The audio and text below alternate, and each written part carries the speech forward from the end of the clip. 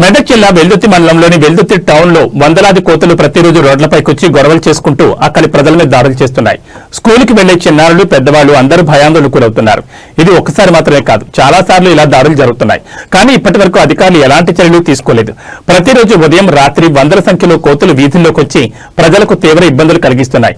దీనివల్ల వెల్దుర్తి మండలం చుట్టుపక్కల గ్రామాల్లో కూడా పిల్లలు, మహిళలు, వృద్ధులు భయంతో బయటకు రావడానికి కూడా సంకోచిస్తున్నారు.